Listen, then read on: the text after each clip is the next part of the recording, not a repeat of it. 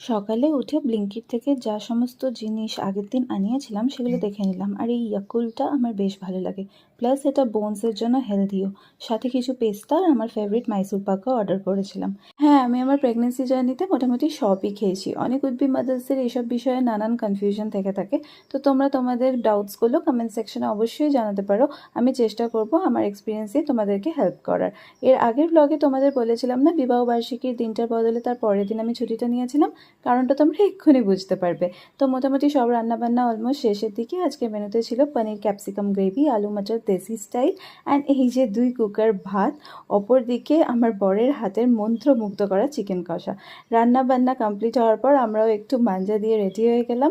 সবার সাথে লাঞ্চটা সেরে নিলাম। আজ প্রচুর খাটাখাটনি হয়ে গেছিলো, তাই রাত্রে আর কিছু ইচ্ছা করছিল না। জাস্ট মাছ ভাজা আর একটু স্যালাড দিয়ে ডিনারটা সেরে ফেললাম। আজকের মতো আসি। See you in my next blog. By.